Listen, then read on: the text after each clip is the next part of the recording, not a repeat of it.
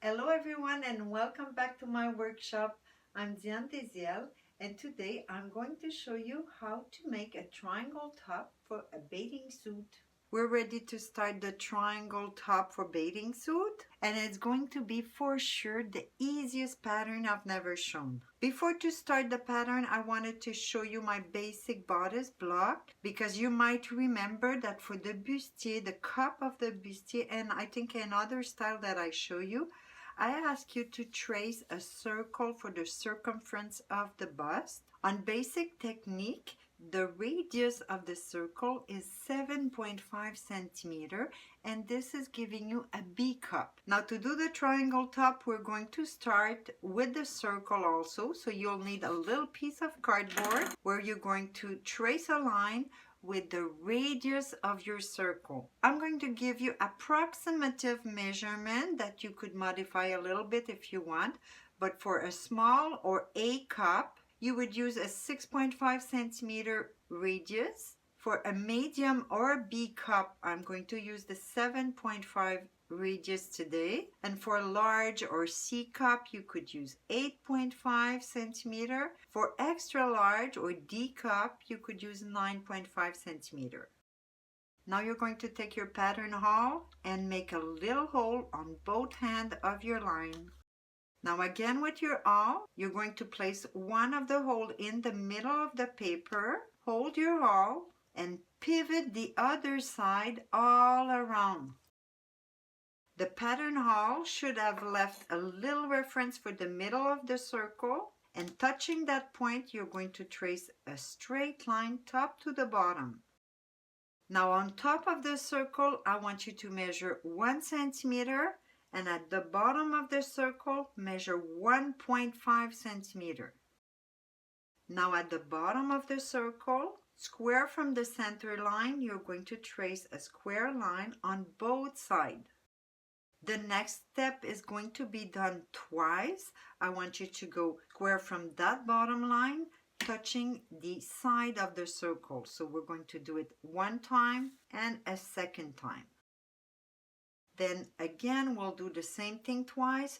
You're going to measure from that line on the bottom line 3 centimeter on both sides. Now it's time to connect the dot. So you're going to trace a line from the 1 centimeter up to the 3 centimeter out, and same thing on the other side. Now you see your triangle. We just have to curve the line a little so you have more fabric to cover your bust. And I'm going to give you a measurement of about 1.7 centimeter in the middle of the line. So I'll measure from here up 1.7 on both sides. Then using your curve, you could trace. I usually do it in 2 steps. So from the bottom to the middle, and then turn it and trace the top part. We have the bottom curve also to do. So on the straight line from the 1.5 down, I want you to measure another 1.5 down. So we could give extra fabric also in the length. And we're going to curve it the same way we did for the other side. Now the pattern is almost complete. We don't even need seam allowance since it's going to be bias or binding finishing. But we do need a hem that we'll use as a tunnel to pass the cord to attach under the bust. And this hem, I usually do it another 1.5 centimeter parallel to the bottom line. Now to finish both sides here, you see that it's still open. I want you to trace square from the bottom line, touching the 3 centimeter. Now here's the final pattern. So you could see I cut right on the line because of the finishing I decided to do with the collarette over. So I cut all around, and I did notch at the bottom the last 1.5 because this is for my tunnel. Now on a real bathing suit top, I wanted to show you what it looks like with the collarette finishing. So inside and outside, you could see that it's a separate piece. But I know you could also decide to do your triangle top using an elastic and a fold seam allowance, just like this side. In that case, you would have to do your pattern, but add a seam allowance on both sides. No extra seam allowance at the bottom, but just on both sides.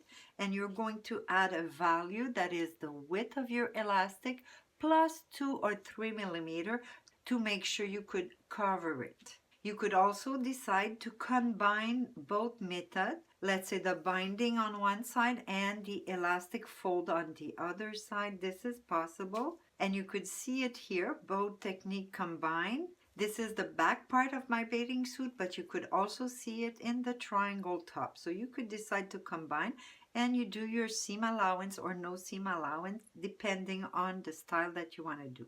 Now, when your self pattern is finished, you might want to do a pattern for the lining, and you might want to do even 2 pattern pieces for the lining if you want to be able to insert a shape pad or a push-up.